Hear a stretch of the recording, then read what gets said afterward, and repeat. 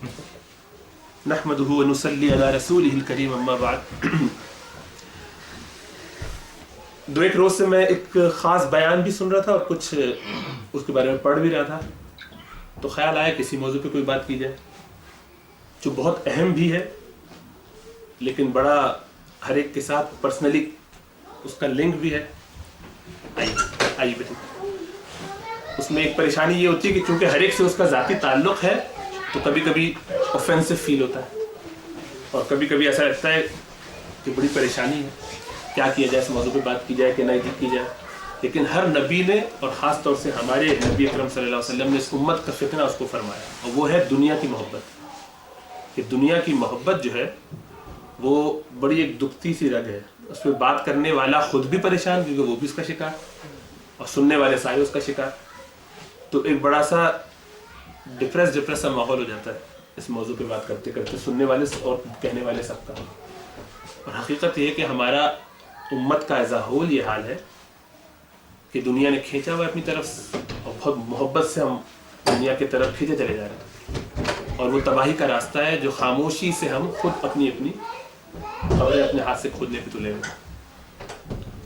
اور چونکہ یہ بہت دل کے قریب ہے ہمارا اور ہم ہر ایک کو بہت پسند ہے, ہمارے دل کے بڑے قریب ہے, تو اس پہ چوٹ بھی بڑی زوردار لگتی ہے.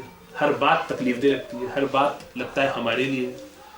تو خیال یہ آیا کہ بجائے سے کہ میں کچھ خود زیادہ کہوں, اللہ کے رسول صلی اللہ علیہ وسلم نے اس کے بارے میں جو کچھ فرمایا ہے اس کو ائمہ نے, محدثین نے, فقہاء نے, علماء نے جمع کیا مختلف انداز سے. ایک کتاب ہے حدیث کی, مشکات المصابیح. اصل میں دو بڑے بزرگوں نے, پہلے ایک بزرگ نے محی السنہ کہلاتے امام بغوی, انہوں نے پہلے جو ہے یہ کتاب مرتب کی تھی. اس میں پہلا باب انہوں نے ایک باب ایسا بنایا کہ جس میں بخاری اور مسلم کی احادیث کو جمع کیا, متفق علیہ حدیث کو ہر موضوع پر جو ان کے سمجھ میں آئے, اور پھر آگے انہوں نے کچھ اور احادیثی کتابوں سے بھی تقریباً 18 19 20 کتابوں سے موضوعات کو جمع کر کے کتاب ترتیب دی. کچھ عرصے کے بعد اس کی مزید تبویب اور اس کو اور اچھے انداز سے ذرا ایکسپینڈ بھی کیا, کچھ اور کتابیں بھی وہ لے کر آ گئے, اس میں سے بھی احادیث جمع کی. تقریباً 6000 حدیثوں کا یہ مجموعہ بن گیا. وہ ہے امام بغوی, خطیب البغدادی جن کو کہتے ہیں, امام بغوی سوری خطیب البغدادی جو ہیں, انہوں نے پھر بعد میں یہ کام کیا. اور اس طرح دونوں کی مشترکہ کوشش, تو خطیب البغدادی جو ہیں انہوں نے اس کا نام رکھا مشکات المصابیح, تو امام بغوی نے نام رکھا تھا مصابیح السنہ, سنت کے چراغ. انہوں نے اس کو یہ کہا کہ ان چراغوں کا گویا ایک روشن دان کے جس میں رکھے ہوئے سارے چراغ, اس کو انہوں نے اور اچھے طریقے سے کمپائل کی. اتنی اہم کتاب ہے امت میں, سائے ستہ تو ظاہری باتیں ہیں ہی جو علماء پڑھاتے ہیں, لیکن یہ کتاب ہر مدرسے میں, نرس نظامی میں, بڑی بڑی کتابوں میں ضرور پڑھائی جاتی ہے. بلکہ یہ ایک لیول ہے کہ یہ کہہ لیجیے کہ آپ گریجویٹ کرنے سے پہلے یہ لیول اچیو کرنا ضروری ہوتا ہے کہ آپ نے مشکات تک پڑھ لیا کہ نہیں پڑھ لیا. تو اہم کتاب ہے اس لحاظ سے. تو اس میں ایک باب جو ہے کتاب الرقاق کے نام سے, کہ دلوں کو نرم کرنے والی احادیث ہے, وہ کتاب جو دلوں کو نرم کرنے والی ہوں اور گداز کرنے والی ہوں. تو اس پہ جو ہے وہ امام لے کر آئے ہیں احادیث بہت ساری, اور بڑی قیمتی حدیث ہے. اور تو ایسا کرتے ہیں ان حدیثوں کو کچھ پڑھتے ہیں, ان میں سے کئی ایک آپ نے ان میں سے سنی بھی, لیکن ذرا سا اس پہ غور و خوض کرتے جائیے ساتھ ساتھ. ایک آدھ دو بھی پوائنٹ ذہن میں آئے گا تو میں بیان کرتا چلا جاؤں گا ساتھ ساتھ, اور انشاءاللہ گزرتے ہیں. کچھ احادیث میں کوشش کروں گا عربی میں بھی سن لیں, کیونکہ عربی زبان سے بھی مناسبت ہونی چاہیے. ذرا دل میں سن کے اچھا لگتا ہے ہمارے نبی کے الفاظ کیا تھے. اردو میں تو سمجھ میں آتا ہے ہم نے ایسے سنا اور ایسے سنا, لیکن ذرا عربی کے الفاظ آپ کے کیا تھے کچھ وہ سننے کی بھی عادت ہونی چاہیے. ہمارے کانوں کو ذرا عربی زبان سے مانوس ہو جانا چاہیے. قرآن سے الحمدللہ ہم ہیں, حدیث کی زبان سے بھی مانوس ہونا چاہیے انشاءاللہ تعالی. تو نحمدہ ونصلی علی رسولہ الکریم. عن المستورد ابن شداد قال سمعت رسول اللہ صلی اللہ علیہ وسلم. مستورد بن شداد ایک صحابی رسول ہے, فرماتے ہیں کہ میں نے رسول اللہ صلی اللہ علیہ وسلم کو فرماتے سنا, واللہ ما الدنیا فی الآخرۃ الا مثل ما یجعل احدکم اصبعہ فی الیم فلینظر بما یرجع. رواہ مسلم, امام مسلم نے حدیث روایت کی ہے کہ دنیا کی زندگی آخرت کے مقابلے میں, یہ دنیا آخرت کے مقابلے میں ایسے ہے کہ تم میں سے کوئی شخص اپنی انگلی کو دریا میں ڈالے اور پھر وہ اس کو نکالے, تو جو کچھ انگلی میں لگ کے آ گیا یہ دنیا, اور باقی یہ ٹھاٹے مارتا سمندر جو پورا رہ گیا ہے یہ آخرت ہے. اور یہ بھی صرف سمجھانے کے لیے کہہ دیا, ورنہ دنیا اور آخرت کی نسبت ہم نے وہ دوسری حدیث بھی سنی ہے کہ فرمایا کہ اگر پوری خلا کو, پوری زمین اور آسمان کے درمیان جتنی جگہ ہے, اس پوری جگہ کو چھوٹے چھوٹے دانوں سے بھر دیا جائے, موتیوں سے بھر دیا جائے, چھوٹے سے کنکروں سے بھر دیا جائے, تو کنکریاں پوری یہاں سے وہاں تک، اب اندازہ کیجیے کتنی ہوگی وہ. اس کمرے کو اگر بھر دیا جائے کتنی ہوں گی.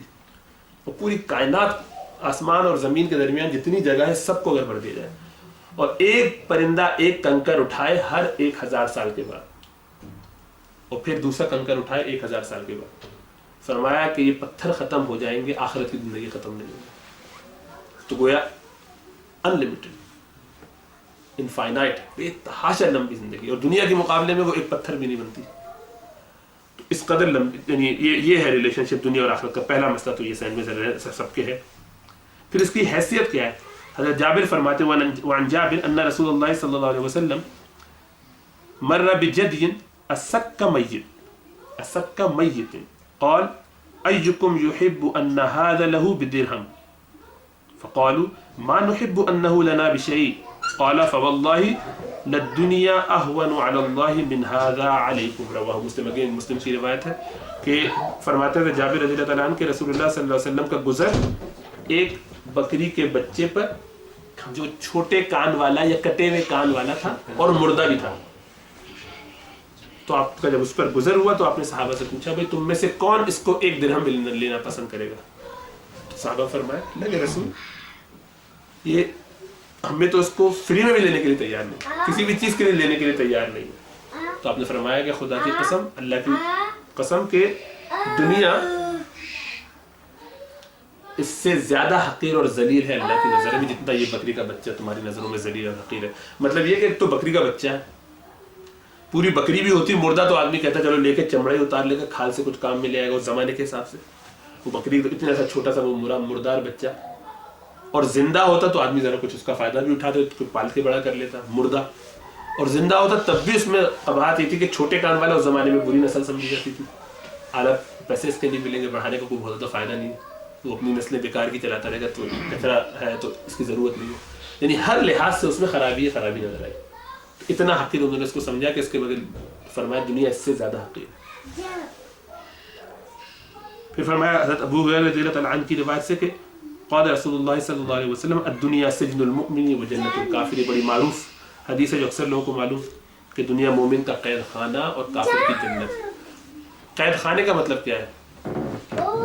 کہ بڑی آسانیاں ہوں، بڑے مزے ہوں، بہت پارٹیاں ہو رہی ہوں، اچھل کود تفریحوں کے ساتھ ہو رہا ہو. اگر ایسا ہو رہا ہو تو اس کا مطلب قید خانہ نہیں ہے. تو ہمیں سوچنا چاہیے کہ ہم کہاں جا رہے ہیں، کس لائن پہ ہیں.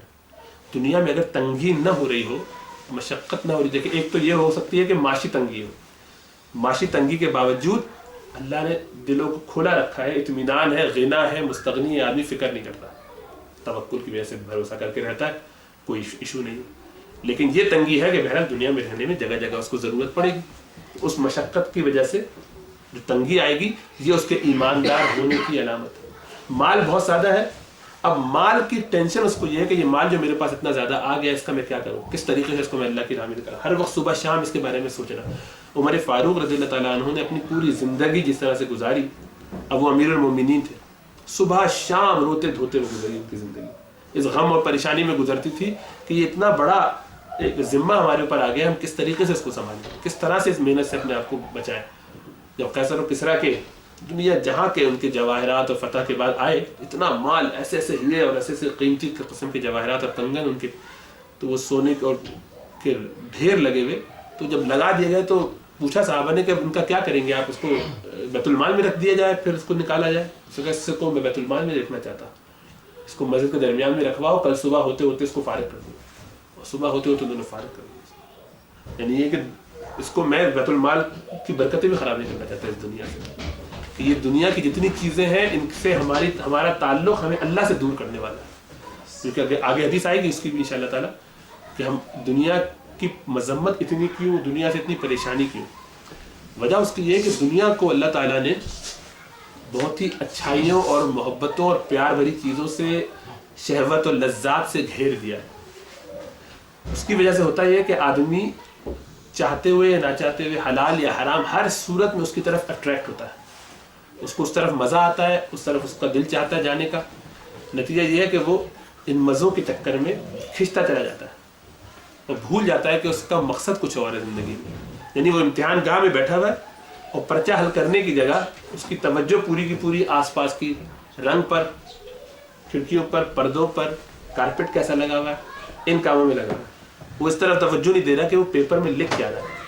जितनी ज़्यादा तवज्जो वो आसपास की चीज़ों में करता है, उतनी ज़्यादा उसकी तवज्जो अल्लाह की याद से हटती है। जो जो वो हटता चला जाता है अल्लाह की याद से, वो शैतान का शिकार होता जाता है। क्योंकि आगे हदीस आएगी, अल्लाह के रसूल ने फरमाया कि एक दिल में दो मोहब्बतें जमा नहीं हो सकती, कि अल्लाह की मोहब्बत भी हो और आखिरत की मोहब्बत, और दुनिया की मोहब्बत भी। दोनों में से एक ही मोहब्बत होगी, या अल्लाह की मोहब्बत होगी या दुनिया की मोहब्बत होगी। क्योंकि दुनिया की मोहब्बत आदमी से ये तकाजा करती है कि वो अपनी ज़रूरियात को, अपनी ख्वाहिशात को, अपने मज़ों को पूरा करे, जैसे दिल चाहा वैसा करे। और उसमें जायज़ मज़े भी हो सकते हैं, नाजायज़ मज़े भी हो सकते हैं। और जाहिर बात दुनिया एज यानी अगर ये कहा जाए कि एज अ होल क्या बिल्कुल लानत या मलामत ज़्यादा चीज़ है? नहीं, जाहिर बात है उसमें अच्छाइयाँ भी होती हैं। इसीलिए वो हदीस में भी आएगी, दुनिया मलऊना, कि दुनिया पे लानत है अल्लाह ताला की। लानत का मतलब क्या है? जिसमें अल्लाह की रहमत नहीं है, बल्कि क्या है, और जो कुछ दुनिया में उस सब पर अल्लाह की, सिवाय नेक आमाल के, इल्ला अमलन सालिह और वमा वालाहु, और जो कुछ उस नेक अमल से अच्छाइयों की तरफ करने वाला, वल आलिम वल मुतअल्लिम, और उस्ताद और शागिर्द, यानी आलिम जो सिखाने वाला हो और सीखने वाला हो दीन का। इनके अलावा और नेक अमाल के अलावा, या वो चीज़ें जो नेक अमाल तक ले जाने वाली, इसके अलावा जो कुछ दुनिया में है वो सब अल्लाह ताला की रहमत से महरूम है। फरमाया कि अगर अल्लाह ताला को दुनिया की ज़िंदगी मच्छर के पर के बराबर भी इसकी वैल्यू अल्लाह की नज़र में होती, अल्लाह के नज़दीक अगर दुनिया की ज़िंदगी मच्छर के पर के बराबर भी होती, जनाह बऊदा के अल्फाज, पर के बराबर, एक पर के बराबर भी होती इसकी वैल्यू, तो भी अल्लाह ताला दुनिया में किसी काफिर मुशरिक को एक कतरा पानी का न देते। इतनी भी वैल्यू नहीं अल्लाह के नज़दीक, इतने मच्छर के पर की होती है। कोई इंपॉर्टेंस नहीं, कोई सिग्निफिकेंस नहीं अल्लाह के नज़दीक।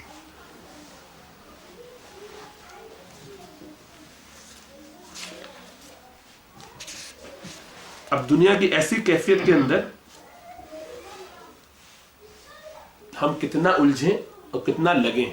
एक है ज़रूरत के तहत लगना, और एक है शौकिया कशा चले चले जा रहे, दुनिया जहाँ खींच लिए चली जा रही, उसी के साथ उसी के साए की मिसाल दी जाती है इसके बारे में, कि आदमी अपने साए को जब पकड़ने की कोशिश करे और आप उसके पीछे भागें, अगर साया इस तरफ जा रहा है और आप भागते जाइए, आपकी ज़बान लटक जाएगी, आपकी सांस फूल जाएगी, आपका जिस्म, हड्डियां जवाब दे जाएंगी, साए को पकड़ नहीं सकते, वो हमेशा आपसे आगे जाएगा। यही दुनिया है, आप पकड़ने की कोशिश करेंगे तो तबाह बर्बाद होगा, कोई आपका पुरसाने हाल ना होगा। और उस पर लानत भेज दीजिए और पलट दीजिए अपना चेहरा और भागे उल्टी समझो, लानत भेज के दुनिया से मुंह मोड़ के भागे तो क्या होता है? साया क्या करता है? पीछे पीछे छोड़ता नहीं, पीछे पीछे आता, फिर दुनिया आपके कदमों में आती, फिर दुनिया आपको भी मिलती है। ये नहीं होता कि दुनिया आपको नहीं मिलती, लेकिन आपने उसको दिल में नहीं बसाया होता। जैसे कि टॉयलेट हर एक की ज़रूरत है, इमाम बिन तैमिया इसकी ऐसी मिसाल देते हैं कि ये है टॉयलेट है, इसकी ज़रूरत भी है, इसके बगैर गुजारा भी नहीं।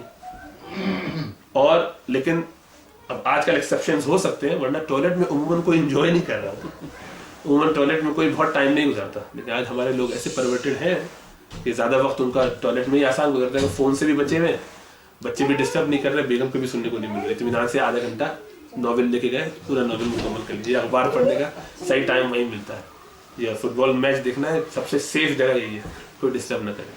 तो ये एक्सेप्शन हो सकती है आज के ज़माने में, लेकिन बहसत मजमूई टॉयलेट आपकी ज़रूरत है, आप उसको सबसे ज़्यादा इंपॉर्टेंस देते अपने घर में, एक ज़रूरत है, उसके लिए आप मरे नहीं जा रहे होते, बाकी सारा फोकस आपके घर के और हिस्सों पर होता है। ये दुनिया का हाल है कि दुनिया ज़रूरत के लिए है, उससे ज़रूरत पूरी की है, ज़रूरत से आगे उसको बढ़ाने के नतीजे में सिवाय नुकसान के और कुछ नहीं होता है कि वो चीज़ें फिर आहिस्ता आहिस्ता अहम हो जाती हैं।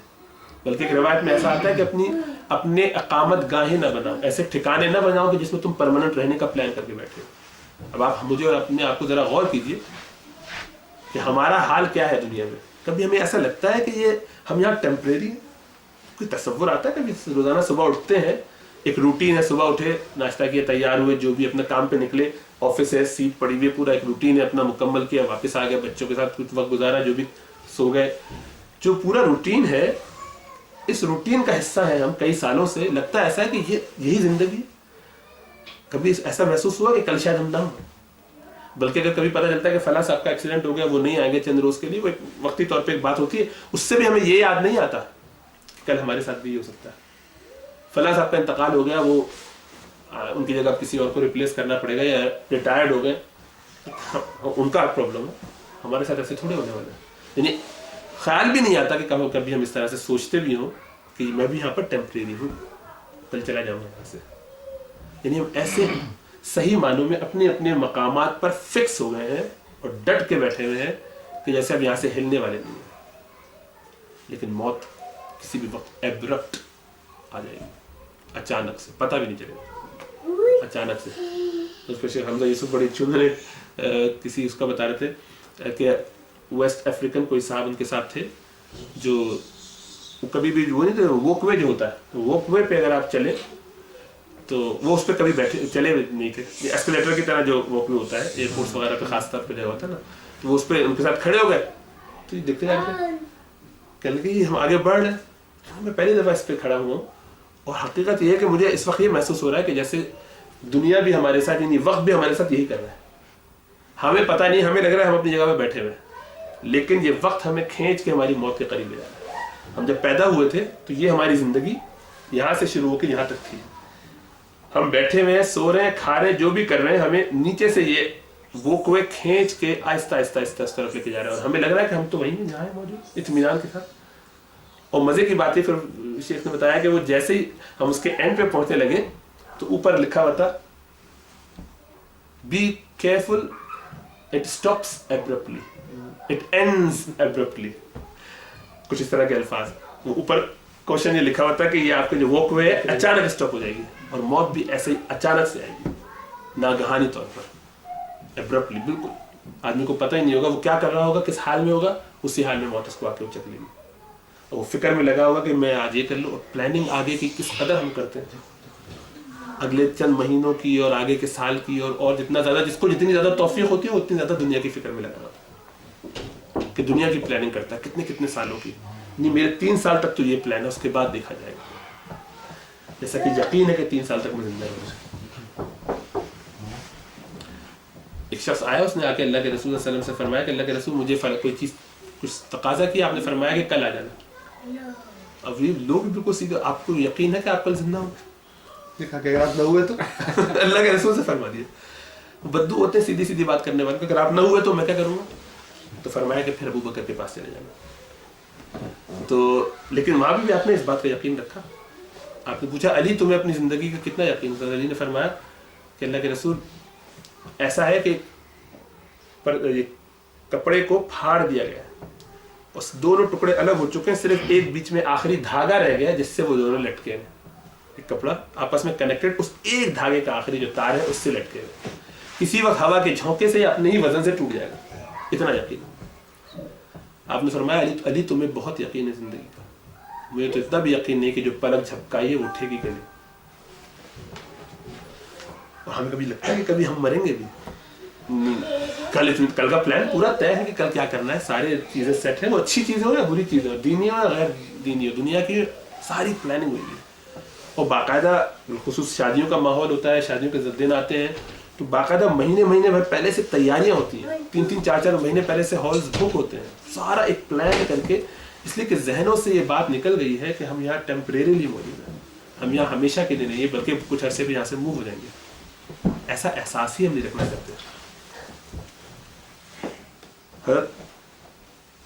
अम्र इब्न औफ सहाबी रसूल फरमाते हैं रज़ियल्लाहु तआला अन्हु क़ाल रसूलुल्लाह सल्लल्लाहु अलैहि वसल्लम फवल्लाहि लल फ़क़्र अख़शा अलैकुम, अल्लाह की कसम मैं तुम्हारे बारे में फाक़े आने से नहीं डरता, फाक़ा कशी से नहीं डरता, मुझे इसकी फिक्र नहीं है कि तुम पर फाक़े और गुर्बत आ जाएगी, ये मुझे इसकी फिक्र नहीं। अगर ऐसा हो तो ये कोई, अगरचे फाक़े भी बहरहाल ऐसी चीज़ें कि जिससे आदमी ईमान से निकल सकता है, लेकिन ज़्यादा डरता किससे? वो फरमाते हैं रसूलुल्लाह सल्लल्लाहु अलैहि वसल्लम वलाकिन अख़शा अलैकुम अन तुबसत अलैकुम दुनिया कमा बुसितत अला मन कान क़ब्लुकुम, बल्कि मैं इस बात से डरता हूँ तुम्हारे बारे में कि तुम पर दुनिया को कुशादा कर दिया जाए, जैसा कि तुमसे पहलों वालों के लिए, पिछली नस्लों के लिए, पिछली उम्मतों के लिए कर दिया गया। फतनाफसूहा, तो उस माल ने, उस दुनिया ने उनको तबाह बर्बाद कर दिया। कमा तनाफसूहा, تو وہ تمہیں تنافس یعنی وہ تمہیں تباہ و برباد کر دے جیسا کہ اس نے پچھلی قوموں کو تباہ و برباد کیا تھا دنیا نے. صحیح ہے, وہ کیونکہ اس میں لگ گئے تھے, کیا وہ اس میں کھپ گئے اور لگ گئے. وَتُهْلِكَكُمْ كَمَا أَهْلَكَتْهُمْ, جیسے کہ ان کو ہلاک کیا تھا ویسے تمہیں وہ ہلاک کر دیا, کیونکہ وہ دنیا میں پھر الجھ کے رہ گئے. یہ حدیث بخاری اور مسلم دونوں میں متفق علیہ حدیث. اللہ کے رسول صلی اللہ علیہ وسلم فرماتے کہ میرے پاس فرشتے آئے اور آ کے مجھ سے پوچھا کہ آپ اگر چاہیں تو اللہ تعالیٰ آپ کو بادشاہ اور رسول بنا سکتا ہے, جیسا کہ سلیمان علیہ السلام کو بنایا تھا, داؤد علیہ السلام کو بنایا تھا, یا آپ کو بادشاہ رسول اور عبد بنا سکتا ہے, غلام عام اللہ کا بندہ. آپ نے فرمایا میں یہ پسند کرتا ہوں, عاجزی والا عبد کے ساتھ بادشاہ بن جائے. فرمایا کہ میں چاہتا ہوں کہ مجھے ایک دن کھانا ملے تو اس دن میں صبر کروں اور شکر کروں اللہ تعالیٰ کا, اور ایک دن کھانا نہ ملے جس دن پیٹ میرا نہ بھرا ہو اس دن صبر کروں اور اللہ کا قرب حاصل کروں. دونوں صورتوں میں قرب اللہ کا حاصل کروں. ورنہ آپ چاہتے تو آپ کے لیے حکم تک پھر آپ کہیے تو آپ کو پہاڑ جو ہے وہ پورے کا پورا پہاڑ سونے کا بنا دیا جائے. فرمایا کہ ابن آدم کا پیٹ مٹی کے سوا کسی سے نہیں بھرے گا, اس کو سونے کا ایک پہاڑ مل جائے تو وہ کہے گا ایک اور مل جائے تو اچھا. ایک دوسرے کی مطلب فکر کرے گا کہ ایک اور ہونا چاہیے, ایک کافی نہیں. اور کیا کرتا ہے انسان, جو کھاتا ہے, جو پیتا ہے, جو اوڑھ لیتا ہے, پہن لیتا ہے, کل یہی ہے اس کا. باقی جو ابھی تک ہم نے یوز نہیں کیا اور رکھا ہوا ہے وہ ہمارا تھوڑی. آپ نے پوچھا اللہ کے رسول نے صلی اللہ علیہ وسلم کہ تم میں سے کون ہے جو اپنے مال سے زیادہ دوسرے کا مال پسند کرتا ہو, یعنی کس کو اپنے مال سے زیادہ دوسرے کا مال پسند ہے. صحابہ نے فرمایا اللہ کے رسول ہر آدمی اپنے مال کو زیادہ پسند کرتا ہے.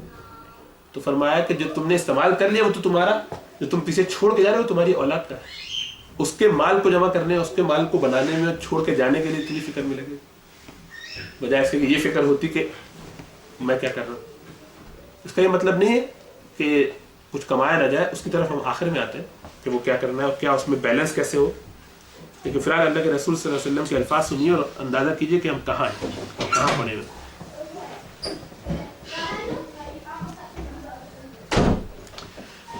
ابو ہریرہ کی روایت فرماتے ہیں کہ رسول اللہ صلی اللہ علیہ وسلم نے ارشاد فرمایا لیس الغنى عن کثرت العرض ولكن الغنى غنى النفس.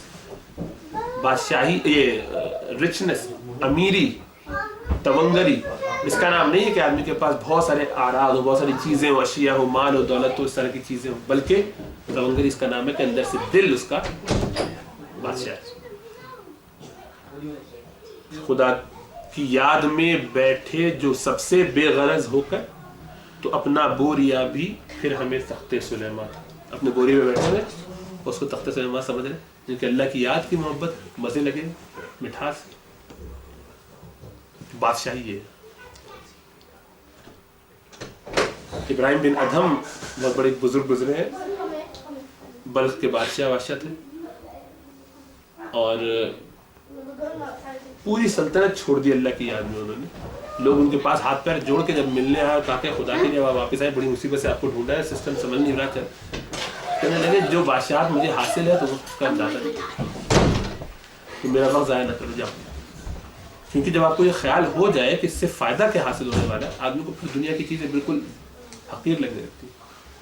اور چونکہ ہر وہ نعمت جو ہم کھا رہے ہیں اس کا سوال ہوگا, خالی اتنے کا سوال نہیں ہوگا. کن چیزوں کا اللہ کے رسول نے وہ بھی حدیث میں بیان فرما دیا کہ بھی دیکھیے وہ کھانا جس سے آپ کی کمر سیدھی رہے, جسم کے یعنی پیٹ کے 3 حصے کر لیے جائے, ایک حصے میں کھانا, ایک میں پانی, ایک میں ہوا. اسٹمک کے 3 پورشن کیے جائے, یعنی جتنا ہم گوشت اور روٹی سب کھاتے ہیں ایک ہی چیز سے فل کرتے ہیں پیٹ کو, اس کے 3 حصے ہونے چاہیے. اس میں سے ایک پورشن کھائیے, ایک پورشن خالی رہے گا, ایک پورشن پانی کے لیے جائے گا. اور پانی کا مطلب کتنا ہو, کم 1.5-2 گلاس 3 گلاس بنتے ہیں. پانی تو عموماً پیتے ہی نہیں کیونکہ اس سے جگہ پہ جائے گی تو کھاؤں گا نہیں, کھانا مشکل ہو جائے گا. اور اسی لیے پہلے پانی پی لینا بھی بہتر ہے, یا درمیان میں, تاکہ ذرا سا کچھ اندر ہلچل مچے اور آدمی کھانے میں کچھ کمی کرے, ورنہ وہ فیل نہیں ہوتا. تو چل میں آیا, چلے جا رہا ہے اور پتہ ہی نہیں چلتا. اور یہاں حال یہ ہے کہ کثرت سے کھانے پر صحابہ کرام ایک دوسرے سے ناراض ہوتے تھے. حضرت عمر فاروق اور ان کا سبحان اللہ، کیا اللہ کے بندے تھے، کیسے لوگ تھے، آدمی حیران ہوتا ہے واقعی.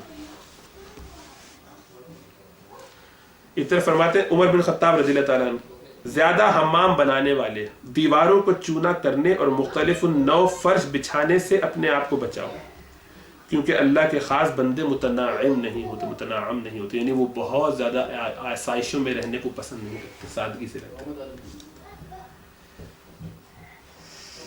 اور حسن سے روایت ہے، ایک مرتبہ حضور اکرم صلی اللہ علیہ وسلم حضرت علی کے گھر تشریف لائے، دروازے پر لگے پردوں کو دیکھ کر واپس لوٹ گئے. تو حضرت علی ان کے پیچھے پیچھے گئے اور فرمایا یا رسول اللہ، آپ صلی اللہ علیہ وسلم دروازے ہی سے واپس کیوں تشریف لے گئے؟ فرمایا تم اس پردے کو فروخت کر کے اس کی قیمت کو صدقہ کیوں نہیں کرتے؟ اچھے خاصے تھوڑا سا قیمتی لگ رہے ہیں، ان کو بیچ کے سی جگہ کوئی گھٹیا لگا دینا، سستے پرانے والے ٹھیک تھے، یہ بیچ کے مزہ نہیں آیا، کیونکہ تمہارے معیار سے ہٹی ہوئی چیز کہ جس کو جنت میں جتنا اونچا مقام چاہیے وہ دنیا میں اتنی سادگی اور کمی کے ساتھ رہے گا. اللہ کے رسول صلی اللہ علیہ وسلم کے جسم پہ نشان پڑ گئے آپ کی چادر کے اور آپ کی چٹائی کے، تو عبداللہ بن مسعود رونے لگے، بعض روایتوں میں حضرت عمر رونے لگے کہ یہ قیصر و کسریٰ کے لوگ تو نرم نرم گدوں پہ بیٹھ کے مزے سے سوتے ہیں اور عیاشیاں کرتے ہیں، اور آپ کے جسم کا یہ حال. حضرت عائشہ نے ایک دفعہ جو سنگل چادر کو خالی ڈبل کر دیا، چادر جو تھی اس کو خالی ڈبل کر دیا کہ آدھا ذرا آرام سے سو جائے. آپ اٹھے فرمایا عائشہ تم نے یہ کیا کیا تھا چادر کو؟ میں نے ڈبل کر دیا، آئندہ نہ کرنا. بڑی مزے کی نیند آئی مجھے، اور مجھے تہجد میں اٹھنے میں تھوڑی سی مشقت کرنی پڑی، آئندہ سنگل نہیں رکھنا. اور یہ کائنات کا بادشاہ ہے جن کو ضرورت نہیں ہے کچھ کرنے کی، ان کے لیے تو دنیا کو آ کر ان کو کچھ کر نہیں سکتی. حضرت علی کے بارے میں وہ اشعار آتے ہیں نا، وہ کہنے لگے کہ ابھی تعرضتی عملی تشوفتی ہیہاتا غری غیری انی بتت کی ثلاثہ. اس طرح کے کچھ ان کے الفاظ ہیں کہ میرے پاس آئی ہو مجھے رجھانے کے لیے، اکسانے کے لیے، وہ خوب بن ٹھن کے تیار ہو کے میرے لیے تیار ہو کر آئیے، تو یہاں سے دفع ہو جاؤ، نکل جاؤ یہاں سے، دوسروں کو جا کے دھوکہ دو کہ میں نے تمہیں 3 طلاقیں دے دی. دنیا کو فرماتے تھے کہ دنیا مزین ہو کر آتی ہے اور میں اس کو، روایت میں آتا ہے قیامت والے دن جو ہے اللہ تعالیٰ دنیا کو نیلی آنکھوں اور بدصورت شکل کی، بغیر دانت کی، سفید بالوں والی بڑھیا کی طرح سے لے کر آئیں گے، اور لوگوں کو پیش کیا جائے گا کہ بھئی یہ لیجیے، یہ اور اس کو ہٹایا جائے. اتنی مکروہ اور کراہیت ہوگی اس میں کہ لوگ اس کو دیکھنا پسند نہیں کریں گے. یہ وہ ہے جس سے آپ محبت کرتے رہیں ساری زندگی، یہ دنیا ہے جس سے آپ محبت کرتے رہیں، اس کی حقیقت یہ ہے. تو وہاں لوگ اس سے کہیں گے کہ ہمیں نہیں چاہیے اس کو ہٹایا جائے، ہم اس کو دیکھ نہیں سکتے، یعنی آنکھیں برداشت نہیں کر سکیں گے اس کی کراہیت کو، اور یہ حقیقت ہے دنیا کی. ایک دفعہ حضرت عمر فاروق رضی اللہ تعالیٰ نے اپنے بیٹے عاصم جو ہے ان کے گھر پہ پہنچے تو وہ گوشت کھا رہے تھے. حضرت عمر نے ان سے پوچھا یہ کیا ہے؟ کہنے لگے آج گوشت کھانے کو دل چاہ رہا تھا. تو حضرت عمر نے فرمایا کہ تو کیا جس کی خواہش دل میں پیدا ہو جائے اس کو کر گزرو گے؟ انسان کے فضول خرچ ہونے کے لیے کافی ہے کہ جس کی خواہش پیدا ہو جائے اس کو کھا لیا کرے. ہم لوگ کیا کرتے ہیں؟ آج فلاں چیز کھانے کا بڑا دل چاہ رہا ہے، حلیم ہو جائے، آج بریانی ہو جائے، اور آج فلاں چیز ہو جائے. مطلب بریانی میں تو خیر سمپل بات ہے، وہ تو ہر وقت ہی ہوتی رہتی ہے. اب بریانی نہیں ہوتی، وہ تو پہلے کبھی ہوا کرتی تھی غربت میں. اب تو حال یہ ہے کہ کیا ہو جائے، بس کوئی نئی چیز ایسی. اور جہاں دل چاہا مجال ہے کہ وہ اس کے لیے 15-20 منٹ آدھا گھنٹہ انتظار کیا جائے، اور یہ بھی سوچا جائے کہ اس وقت جو میں پلان کر رہا ہوں اس سے میری نماز قضا ہو جائے گی، یا میرا یہ معاملہ درست ہو جائے گا کہ نہیں، میرا یہ کام رہ گیا ہے. سب چھوڑ جائے گا، ہاں میرے خیال ہے بس چلو اٹھو، یا تو فون کیا جائے فوراً، یا مطلب یہ تو قرآن کا حکم آ گیا، فوراً دل میں جو آیا فوراً کر لیا. حلال ہے، حرام نہیں ہے، وہ حرام نہیں ہے ایسا کرنا، لیکن یہ غلامی کی علامت ہے. یہ آدمی جس طریقے سے اپنے نفس کو اور اپنی خواہش کو پسند کر کے اس کی محبتوں کو قبول کرتا جائے گا، اس کی باتوں کو قبول کرتا جائے گا، اتنا زیادہ وہ دنیا کے شکنجے میں آئے گا. اب اس کی روح جب نکلنے کا وقت آئے گا تو چونکہ اس نے اتنے زیادہ کنیکشنز بنائے ہوئے، ایک ٹانگ اس کی دنیا میں اٹکی ہوئی ہے گھر کی صورت میں، ایک اس کے بزنس میں اٹکی ہوئی ہے، ایک ادھر اس کی اولاد میں اٹکی ہوئی ہے، ایک ادھر اماں بہن بھائی جو رشتے دار ہیں ان میں اٹکی ہوئی، دوسری طرف وہ اور کسی کام میں لٹکا ہوا تھا، ادھر اس کے پیسے وہاں ڈوب رہے ہیں، وہ اس کا قرضہ ادھر ہے، یہ اس کا کیریئر پھنسا ہوا ہے، جو اس کی جو بزنس کیا کیا چیزیں اس کی ہیں جو اس کو دنیا میں کھینچ کے رکھتی ہیں، کہ کوئی اس کی پرانی محبت اور نئی محبت، کوئی اس کے کیا کیا چیزیں ہیں جس سے وہ نمود و نمائش کی اس کو شوق تھا، وہ ارمان اس کا رہ گیا. اس کو جو ہے وہ یہ ڈگری حاصل کرنی تھی وہ نہیں کر پایا. اس کو جو ہے یہ سیکھنا تھا، خود دینی علم بھی بھلے سیکھنا تھا اس لیے کہ تاکہ لوگوں میں اس کا نام ہو، پتہ چلے کہ یہ بھی کوئی علامہ چیز تھے، یا یہ زبان سیکھنے کا شوق تھا، یا وہ جو بھی تھے سارے اس کے دنیا کے پیشنز اور aims and targets and goals, وہ ساری چیزیں اس کے لیے زنجیر علائق ہیں، تعلقات کی زنجیریں، اور یہ سب توڑ کے اس کی روح کو نکلنا پڑے گا. جتنے زیادہ علاقے ہوں گے اتنے زیادہ تکلیف سے نکلے گی، اتنی زیادہ مشقت ہوگی. اس کو دل چھوڑ دنیا میں اٹکے گی، یہ چھوڑ کے کیسے چلے جائے ساری چیزوں کو.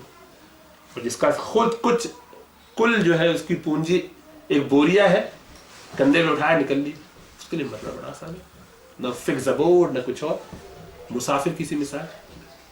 اور فرمایا اللہ کے رسول حکمن، آپ نے حکم دیا کن فی الدنیا کا انک غریب، کن فی الدنیا کا انک غریب، دنیا میں ایسے رہے جیسے کہ تو اجنبی ہے، او عابر السبیل، یا راہ چلتا مسافر. دن ہو جائے تو رات کی فکر نہ کر، رات ہو جائے تو دن کی فکر نہ کر. ہم تو مہینوں کی فکر کر کے بھی ٹینشن میں رہتے ہیں.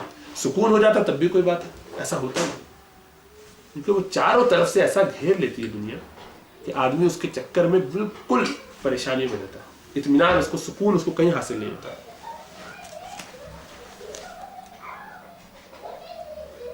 رسول اللہ صلی اللہ علیہ وسلم نے اس کا بتایا کہ بیلنس کیا طریقہ ہے. فرمایا کہ میری امت میں 3 طبقات ہوں گے. پہلا طبقہ وہ ہے جو کثرت مال کو پسند نہیں کرتے، اور نہ ہی مال جمع کرنا انہیں پسند ہے، مگر وہ مال انہیں پسند ہے جو ان کو آخرت تک پہنچا دے. مطلب اس مال سے انہوں نے اللہ کی راہ میں لگایا، ادھر دے دیا، جو ان کو مل گیا اس سے. دوسرا طبقہ وہ ہے کہ مال جمع کرنے اور زیادہ مال کو پسند تو کرتے ہیں، مگر اس مال کو صلہ رحمی، یتیموں پر خرچ کرتے ہیں، مساکین کو کھلاتے ہیں، اس سے حج کرتے ہیں اور اللہ کی راہ میں خرچ کرتے ہیں. اچھا کام ہے، بہت بہتری کی بات ہے. اور تیسرا طبقہ وہ ہے جو مال جمع کرنے اور مال کے زیادہ ہونے کو پسند کرتا ہے، اور یہ پرواہ نہیں کرتا کہ مال کس طرح آ رہا ہے. یہ لوگ اپنے نفس کا محاسبہ نہیں کرتے، انہیں فکر ہی نہیں، کہیں سے بھی آ جائے، کیسے بھی آ جائے، غلط فارم فل کر کے آ جائے، حرام کلیم کر کے آ جائے، کام اتنا کیا تھا، شو اتنا کر دیا، اگر جالی بچا سکتے تھے بچا لیا. ہر چیز میں جہاں موقع ملا ڈنڈی مارنے کا مار لی، اطمینان سے. اور اطمینان ہے کہ پیپر ورک پہ صحیح لکھا ہوگا بھائی، ان کا سائن موجود. اللہ کے رسول اس بارے میں بھی ذہن میں رکھنا چاہیے. آپ کو پتہ ہے اگر وہ ناجائز ہے، اگرچہ لیگل کر لیا آپ نے اس کو کسی بھی طریقے سے، حرام وہ حرام رہے گا. وہ آپ کو پوری دنیا کے سرٹیفکیٹس آ جائیں تب بھی، اگر وہ چیز حرام ہے اور آپ نے اس کو کسی طرح سے لوپ ہولز کی وجہ سے، ان کی کچھ اور گڑبڑوں کی وجہ سے اس کو 2 نمبر سے حلال کروا لی، تو حلال نہیں ہو جاتا. اس کی مثال اللہ کے رسول نے ایسے دی. یہ سائٹ کا پوائنٹ ہے لیکن اس نقطہ اہم، اس لیے میں نے کہا یہ بھی بیان کر دیا جائے. آپ نے فرمایا کہ ہو سکتا ہے کہ تم میں سے 2 لوگ میرے پاس آئے، ان میں سے ایک زیادہ چرب زبان ہو، زیادہ بات چیت کرنے کا تیز ہو، مفہوم اس حدیث کا یہ، اور وہ اپنا مقدمہ لے کر آئے، اور جو اس میں سے زیادہ بات کرنے والا اچھا ہے، اس کو بات طریقے سے کرنا آتی ہے، میں اس کی بات سن کے اس کے آرگیومنٹس کو قبول کر لوں اور فیصلہ اس کے حق میں دے دوں، گویا وہ زمین کا ٹکڑا اس کو دے دوں. اور حق اصل میں اس کا نہیں تھا، دوسرے کا تھا، لیکن دوسرے کو صحیح سے اپنا کیس لڑنا نہیں آتا تھا. تو فرمایا کہ اگرچہ وہ میرے دربار سے، یعنی دربار نبوت سے وہ لے کر جائے گا سرٹیفکیٹ کہ ہاں بھئی یہ تیری زمین تیری ہوئی، لیکن وہ جہنم کا ٹکڑا لے گا. جھوٹ بول کے، غلط بیانی کر کے، کسی بھی طرح سے لیا تو ہے، کہہ تو سکتا ہے دنیا کے لیے کہ میں نے جو ہے یہ اللہ کے رسول سے لکھوا کے، میرے پاس کا پورا ثبوت موجود ہے، لیکن فرمایا کہ جہنم کا ٹکڑا لے کر جائے گا، حالانکہ اللہ کے رسول کے ہاتھ سے لے کے جائے گا. دنیا ایسی چیز ہے کہ تباہی بربادی کے لیے ہے انسان کی، اگر وہ دل میں آ جائے. اس کی مثال امام مولانا رومی جو دیتے ہیں، کہتے ہیں کہ جیسے کشتی کی کیفیت ہے کہ پانی کے اندر چل رہی ہے، پانی اگر آس پاس ہے کشتی کے تو بہت اچھا ہے، لیکن اگر وہ پانی کے اندر آ جائے تو عذاب، تو تباہ و بربادی، تباہی اور بربادی ہے. اس لیے کہ پھر وہ اپنی طرف پہنچے گی. اور مسئلہ سارا یہ ہے کہ اب ہماری امت کا آج کل ہمارا کانٹیکس کیا ہوتا ہے باتوں کا؟ حلال ہے، جائز ہے، گنجائش ہے، آسانی ہے، اور یہ سارے وہ چیزیں ہیں کہ جن کو ہمارے سلف نے، ہمارے بڑوں نے، ہمارے پرانوں نے، صحابہ نے، ان کے بعد والے لوگوں نے انتہائی ناپسندیدہ سمجھا. کیونکہ اس زمانے میں اور ہمیشہ طریقہ یہ ہے اللہ والوں کے نزدیک کہ جس چیز کو جائز سمجھتے ہیں اس کو حقیر سمجھتے ہیں. جو چیز جائز ہوتی ہے وہ درجے میں نیچے ہوتی ہے. جائز ہونے کا مطلب یہ کہ صرف جائز ہے، وہ کام کر لو جو صرف جائز ہے، اس میں سنت ہے، مستحب ہے، اللہ کے نزدیک پسندیدہ ہے, مجھے اللہ سے قریب کرنے والا ہے کہ نہیں ہے. اگر نہیں ہے تو ایسا کوئی جائز کام کرنے کے لیے تیار نہیں.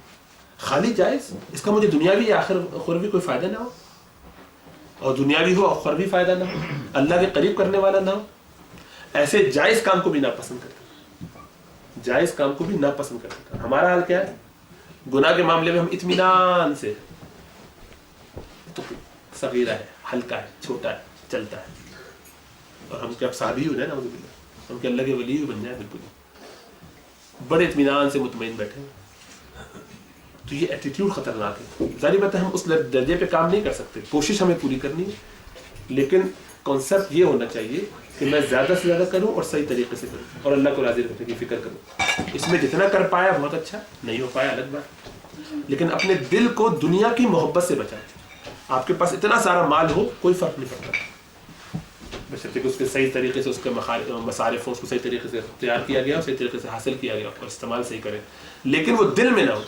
دل میں ہونے کا پتہ کیسے چلے گا؟ کہ جب آپ کو دین کی راہ میں خرچ کرنے کا موقع آتا ہو تو آپ کیا کرتے ہیں؟ حلال طریقوں پر جائز راستوں میں خرچ کرنے کا موقع ہوتا ہے تو آپ کا دل کتنا تنگ ہو جاتا ہے, اور آپ اپنی جائز ضرورت سے زیادہ چیزوں پر جس کا کوئی فائدہ نہ ہو اس پر خرچ کرتے ہو, تو پتہ چلے گا آپ کی کیا کیفیت چل رہی ہے. آپ کو 2 کوٹ کافی تھے مثال کے طور پر, کسی کو 2 یا 3 کافی ہو سکتے ہیں, آپ نے 10 بنا, جی ناجائز. یہ اسراف ہے. اسراف کا مطلب یہ ہے کہ جو جائز کام میں ضرورت سے زیادہ استعمال کیا جائے. لینے آپ گئے تھے ایک ٹراؤزرز 8 پاؤنڈ کی یا 15 پاؤنڈ کی یا 20 پاؤنڈ کی, وہاں ڈیل لگی ہوئی تھی تو 30 پاؤنڈ دے کے 2 لے لی, 10 پاؤنڈ ایکسٹرا دیے.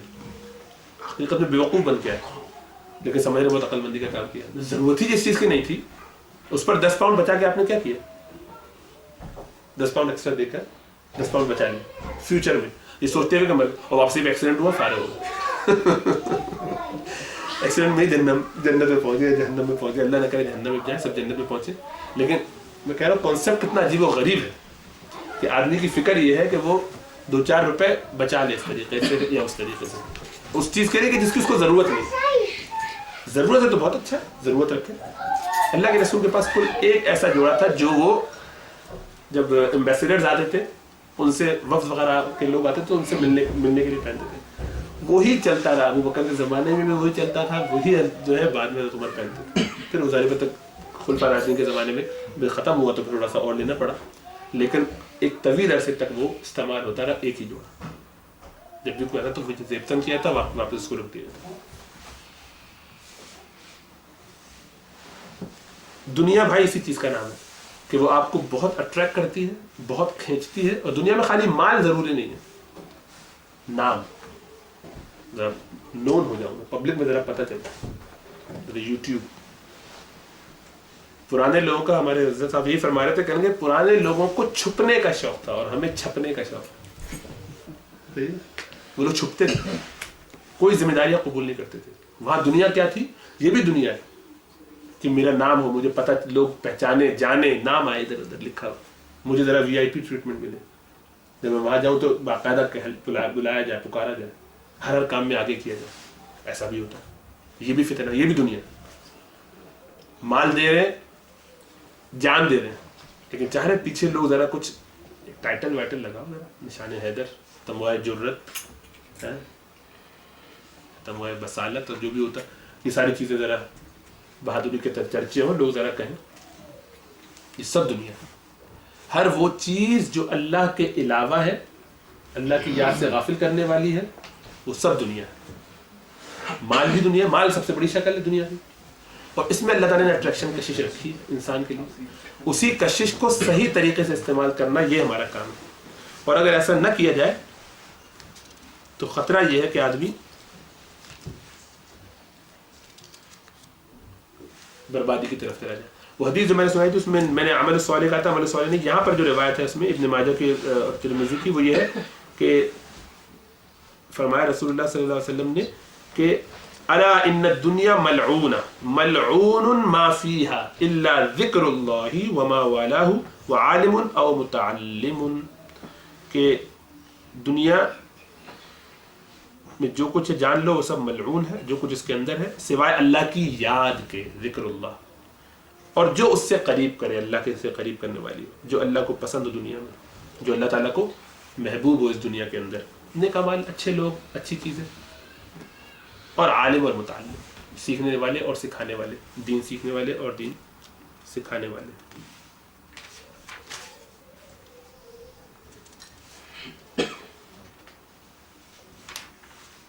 سمجھ گئے بھائی؟ تو دنیا کی محبت سے اپنے دل کو خالی کرنا یہ بہت اہم کام ہے.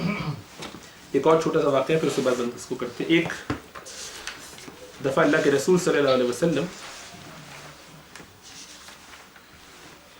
اپنے صحابہ کے ساتھ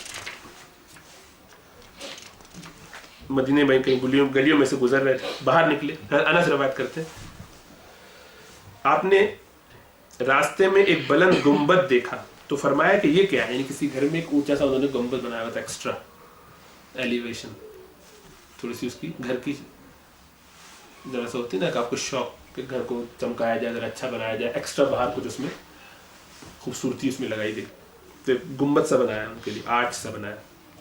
فرمایا یہ کیا ہے؟ یہ بلند و بالا عمارت کس نے بنوائی ہے؟ تو صحابہ نے عرض کیا یہ گنبد فلاں انصاری صحابی کا ہے. آپ یہ سن کر خاموش رہے اور اس بات کو اپنے دل میں رکھا، یہاں تک کہ جب اس گنبد کا مالک آپ کی خدمت میں آیا اور اس نے لوگوں کی موجودگی میں آپ کو سلام کیا تو آپ نے اس کی طرف سے منہ پھیر لیا. حضرت صلی اللہ علیہ وسلم نے ایسا کئی مرتبہ کیا کہ وہ شخص آپ کی طرف آتا، سلام کرتا اور آپ اس سے منہ پھیر لیتے اور اس سے بے رخی برتتے. آخرکار اس شخص نے آپ کے چہرے پر غصے کے آثار محسوس کیے اور آپ کے منہ پھیر لینے سے آپ کے ناراض ہونے کو معلوم کر لیا. چنانچہ اس شخص نے ان صحابہ سے جو حضور اکرم صلی اللہ علیہ وسلم کے خاص ساتھی اور ہم نشین تھے اس امر کا شکوہ کرتے ہوئے کہا کہ بخدا میں دیکھ رہا ہوں گویا رسول اللہ صلی اللہ علیہ وسلم مجھ سے ناآشنا ہے. ان صحابہ نے اس کو بتایا کہ ایک دن حضور اکرم صلی اللہ علیہ وسلم تمہاری طرف تشریف لے گئے تھے اور تمہارے گنبد کو دیکھا تھا. اس شخص نے یہ سنا تو فوراً اپنے گنبد کی طرف گیا اور اس کو ڈھا دیا یہاں تک کہ وہ برابر کر دیا. اس واقعے کے بعد ایک دن رسول اللہ صلی اللہ علیہ وسلم پھر اس طرف سے تشریف لے گئے اور گنبد کو نہ پایا. دریافت کیا کہ وہ گنبد کہاں ہے؟ صحابہ نے فرمایا کہ گنبد بنانے والے نے آپ کی بے التفاتی اور ناراضی کا ہم سے شکوہ کیا تھا. اس کا سبب دریافت کیا تو ہم نے اس کو صورتحال سے آگاہ کر دیا تھا. چنانچہ اس شخص نے گنبد کو ڈھا دیا. تب آپ نے فرمایا یاد رکھو یہ عمارت اپنے بنانے والے کے لیے وبال یعنی عذاب کا سبب بنے گی، مگر وہ عمارت جس کے بغیر کوئی چارہ نہ ہو. مگر وہ عمارت جس کے بغیر کوئی چارہ نہ ہو. آپ نے بات 2 دفعہ فرمائی، مگر وہ عمارت جس کے بغیر کوئی چارہ نہ ہو. مطلب یہ کہ جو صرف نیسیسٹی ہو، ایبسولوٹلی نیسیسری ہو، وہ حصہ گھر کا یا وہ جگہ گھر کی کہ جس میں رہنا، کھانا، سونا، کوئی اور اس کی ضرورت ہے، ٹھیک، بیٹھنا ہے، یہ کرنا ہے، ڈائننگ روم ہے، ڈرائنگ روم ہے، وہ سب ٹھیک ہے. لیکن ایک ایسا کمرہ، ایک ایسا ایریا گھر میں بنا دیا جس کی کوئی ضرورت نہیں ہے، جو کسی کے فائدے کی چیز نہیں، شوشا، تو ذرا اس کی ڈیکوریشن ہے، بلا وجہ کی چیز. ایسی چیزوں کے اوپر سوال ہے. ضرورت کی جتنی چیزیں ہیں بس وہی رکھ سکتا ہے آدمی، اس سے آگے اپنے آپ کو الجھانے کی ضرورت نہیں دنیا میں بھائی، ورنہ بہت زیادہ مشقت ہے. معاذ بن جبل نے کہا، بہت بڑے صحابی رسول ہیں، تنگ دستی کے امتحان میں تمہیں مبتلا کیا گیا تو تم نے صبر کیا، عنقریب مالی فراوانی کے فتنے میں مبتلا کیے جاؤ گے. مجھے سب سے زیادہ اندیشہ عورتوں کے فتنے سے ہے، جبکہ وہ سونے کے کنگن پہننے لگیں گی، شامی لباس اور یمنی چادریں پہن لیا کریں گی، مالداروں کی پیروی کریں گی اور غریبوں سے منہ موڑا کریں گی.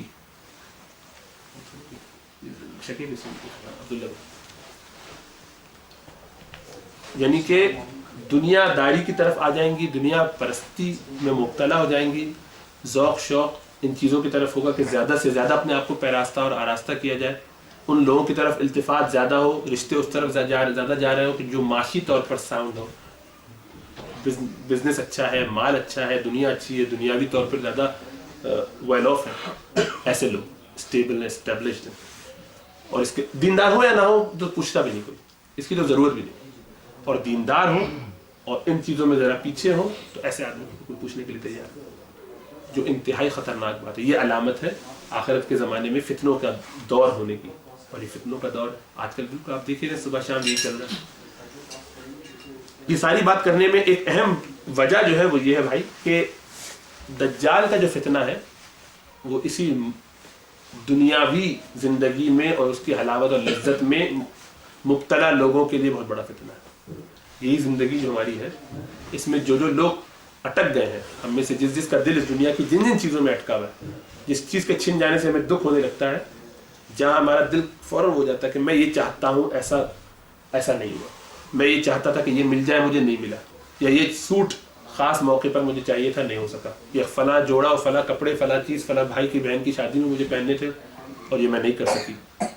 इस तरह के ख्वाब और ख्वाहिशात और इस तरह के अजीब व गरीब किस्म के लंबी लंबी उम्मीदें और उमंगें पालना रखना, ये बड़ी ख़तरनाक चीज़ है। ये इंसान की दुनिया परस्ती की अलामत है।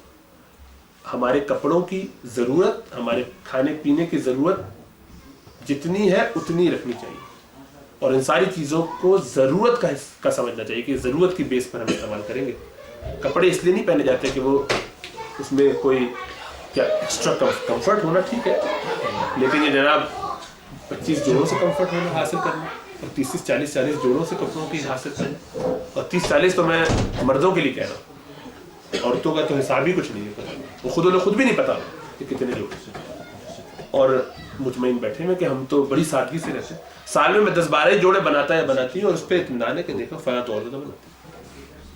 ज़रूरत से ज़्यादा जो भी चीज़ होगी, सुम्मा लतुसअलुन्न यौमइज़िन अनिन नईम, हर नेमत का ज़रूर बेज़रूर, लाम ताकीद और नून मुशद्दद सकीला वाला, ये दो जगह अल्लाह ताला दो चीज़ें एक साथ इस्तेमाल की हैं इंतहाई ज़ोर देकर कि ज़रूर बेज़रूर तुमसे पूछा जाएगा इस मशक्क़त का, जो तुम्हें नेमत दी गई, इस नेमत का जो तुम्हें अता की गई।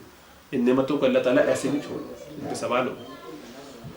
तो वो नेमत अगर इस्तेमाल की थी, हर तरीके से उसका इस्तेमाल किया, इस्तेमाल करके अल्लाह का शुक्र अदा कर दिया, कभी अच्छी भी नेमत हासिल की उस पर अल्लाह का शुक्र अदा कर दिया। कभी कभी ऐसा होता है सिर्फ दिखाने के लिए, क्या भाई इस दफ़ा जो है वो ये जोड़ा मैं दोबारा कैसे पहन लूँ, लोगों ने देखा क्या कहेंगे लोग कि मेरे पास यही जोड़ा, दूसरी दफ़ा नहीं पहन सकता, वो इतना कीमती जोड़ा जो पिछली दफ़ा बनाया था, अगली शादी में वो नहीं पहना जाएगा, अगली किसी गैदरिंग में नहीं पहना जाएगा। हर रोज़ के लिए एक नया जोड़ा होना भी ज़रूरी है, और हर मौके के लिए ख़ास जोड़ा होना भी ज़रूरी है। और इसी तरीके से मैचिंग के जूते और बाकायदा बैग्स और ये सारी चीज़ें चल रही, ज्वेलरी, और उसके लिए बाकायदा जाके स्पेशली ख़रीद रहे हैं, मांग रहे हैं, देख खरीद के या उधार पे, मियाँ के हालात बुरे हो या ना हो, नहीं चल रहा, सब कुछ चल रहा। ऐसा उलझाव है दुनिया के अंदर कि आदमी उससे उठने के लिए तैयार। जिसको आप कहिए हर आदमी अपने बारे में, ये किसी और के लिए नहीं है, मैं अपने बारे में कह रहा हूँ, और आप अपने हर एक अपने बारे में सोचें कि वो किस कदर दुनिया में उलझा है, उसका अपना हाल क्या है, दूसरे को चेक करने की जरूरत नहीं है, हर एक का अपना मामला है, वो खुद जाने। हो सकता है आपके 40 जोड़े आपके लिए जायज़ हो इस्तेमाल करना, और मेरे लिए 4 जायज़ ना हो, इसलिए कि मेरा काम ही खाली जो है वो ऐसा हो कि जिसमें मुझे अपनी दुकान है, अपनी दुकान में जो चाहूँ पहन के बैठूँ। अब आपका ऑफिस वर्क है, आपने कोई रोज़ाना क्लाइंट से मिलना, आपके लिए शायद रोज़ाना एक जोड़ा होना ज़रूरी हो, अल्लाह जानता है, आप जानते हैं, शायद आपका रब जानता है, फैसला आप खुद करेंगे। मैं क्या कर रहा हूँ, मुझे क्या करना है, मेरे लिए इसकी क्या ज़रूरत है, एज औरत मेरे लिए क्या ज़रूरत है, एज मर्द मेरे लिए क्या ज़रूरत है, इसका फैसला मुझे ये देख के करना है कि क्या ये चीज़ मेरी ज़रूरत की है या ये लग्जरी है, ज़ायदा ज़रूरत है। नतीजा ये कि वो एक्स्ट्रा पड़े हुए कपड़े कभी इस्तेमाल भी नहीं होते, कई जूते पड़े हुए जो इस्तेमाल ही नहीं होते, जबकि होना ही चाहिए कि वो एक जूता आपके पास हो जब तक वो फट के फारिग ना हो जाए दूसरा ले आदमी, लेकिन उसकी नौबत ही नहीं आती, इसलिए कि 25 जूतों में से खटने की किसको नौबत आएगी। और चले आप वहीं पर रुक गए हो, अब आप कहें कि बहुत से लोग ये कहते हैं कि बारी बारी यूज़ करने से वो मेंटेन रहते, ठीक है, चलिए 5 जोड़े 8 जोड़े जो मेंटेन है उस पर आप रुकते तो नहीं, साल 2 साल में फिर एक जोड़ जूता और खरीद लेते, जहाँ कोई डील नजर आती फौरन खरीद लेते, जूते खोर। तो ये हमारी बड़ी अजीब व गरीब सी कैफियत है कि दुनिया की चीज़ों में ऐसे उलझे हैं, और उस पर फिर जस्टिफिकेशन ये है कि हम अल्हम्दुलिल्लाह अल्लाह की राह में भी देते हैं, और उसका प्रोपोर्शन निकालें जो आप अपने ऊपर खर्च करते हैं और वो जो आप अल्लाह की राह में देते हैं। कोई आदमी अल्लाह की राह में किसी खास मौके पर 100 रुपये दे देता है तो वो समझता है उसने बहुत बड़ी जो है वो सखावत के कोई पुल तामील की है। तुम्हारे उस्मान गनी एक मजलिस में बैठकर, एक मजलिस में 300 ऊँट, 100 ऊँट, अल्लाह के रसूल ने फरमाया कौन है जो तबूक के मौके पे अल्लाह की राह में माल दे के जरूरत है, अल्लाह के रसूल 100 ऊँट, और भी कौन अल्लाह की राह में देगा, माशाल्लाह बहुत खुश हुए, फिर खड़े हो गए 100 ऊँट, एक और 100 ऊँट, फिर तीसरी दफ़ा 300 ऊँट, عبدالرحمن بن عوف 50 کلو سمجھ لیے اس کو اس زمانے کے حساب سے سونے کا کے ڈلے اتنے وزن کے لا کے دیے ایک غزوے کے بعد. عمر فاروق گھر کا پورا سامان ہاف کر کے نکال دیا گھر. ابو بکر صدیق پورا گھر ہی خالی کر کے چلے آئے کیونکہ دنیا دل میں نہیں ہے. امام بخاری کا یہ واقعہ غالباً یا امام ابو حنیفہ کا یا کسی اور بزرگ کا، میرے ذہن میں نہیں کہ کس بزرگ کا، کسی بزرگ کا واقعہ ہے کہ اپنے شاگردوں کو پڑھاتے ہیں عبد القادر جیلانی صاحب کو، کیونکہ امام بخاری تو کبھی اتنے رئیس نہ رہے لیکن اللہ والا تجارتیں کرتے تھے بہرحال یہ لوگ، کسی نے تینوں ہی کسی نہ کسی درجے میں. تو اب وہ ان کو دوران تعلیم کسی نے آ کے کان میں کچھ کہا، انہوں نے کہا الحمدللہ. کچھ دیر کے بعد وہ صاحب اینڈ میں دوبارہ آئے اور آ کے پھر کچھ کان میں کہا الحمدللہ. پوچھا سکتی آپ نے کیا کہا؟ کچھ لوگوں نے پوچھا جو قریبی ساتھی تھے. فرمایا کہ جب پہلی دفعہ وہ آئے تو انہوں نے کان میں کہا کہ وہ جو آپ کا پورا اتنا بڑا کانوائے تھا جس میں آپ کا سارا وہ جا رہا تھا مال وغیرہ تجارت کے لیے، وہ سب ڈوب کے ختم ہو گیا. دریا میں وہ بوٹ ووٹ میں جا رہا تھا، سب ڈوب گیا، ضائع ہو گیا، ختم ہو گیا. تو کہیں گے میں نے اسی لمحے میں اپنے دل میں نوٹ کیا کہ میرا دل اس پر راضی ہوا کہ نہیں. یہ اللہ کی تقدیر تھی نا، ایک لمحے میں چیک کر لیا کہ دل میرا راضی ہے یا ناراض ہے، اس میں افسردہ ہے. دیکھا کہ الحمدللہ کوئی دل میں پریشانی، دل ہلا نہیں جگہ سے، کیونکہ دنیا کی محبت تھی نہیں، چلا گیا اللہ کا بات، اللہ کی محبت. تو میں نے اس پر الحمدللہ کہا. پھر وہ مجلس کے ختم پر دوبارہ آیا اور آ کے کہا کہ وہ غلط اطلاع تھی، وہ کسی اور کا مال تھا، آپ کا بچ گیا. الحمدللہ کہنے کا مطلب یہ ہے کہ یعنی اس لیے انہوں نے نہیں کہا، ان کو نہیں پتا تھا کیا ہونے والا ہے، لیکن دل کی صفائی ایسی تھی کہ وہ اللہ کی یاد سے اللہ کی رضا میں ایسا راضی اور ایسا اس پر بھروسہ کیا ہوا ہے کہ دنیا ہے تب بھی فرق نہیں پڑتا، دنیا نہیں ہے تب بھی فرق، زیادہ ہے تب بھی فرق نہیں پڑتا، کبھی اچھا مل گیا وہ بھی کھا لیا، نہیں ملا تو کوئی فرق نہیں پڑتا. سادگی، کم سے کم پہ گزارا، اور یہ سوچتے ہوئے کہ جتنا میں کم استعمال کروں گا اتنا زیادہ ہلکا پھولکا ہوں گا قیامت والے دن، اور اتنی آسانی سے میرا حساب کتاب ہو جائے گا. ورنہ ان ساری چیزوں کی جب لسٹ بنے گی اور وہاں اللہ تعالیٰ سوال کا حساب اور فرشتے، بہت مشکل ہوگا انسان کے لیے ان چیزوں کا جواب دینا. اسی لیے ایک جنتی آدمی اور جو بہت امیر ہو اور دوسرا جنتی آدمی جو بہت غریب ہو، دنیا بھر میں غریب رہا ہو، ان دونوں میں 50,000 سال کا فاصلہ ہوگا جنت میں جانے کے لیے. غریب پہلے جنت میں جائے کیونکہ دنیا میں اس نے مشقت اٹھائی.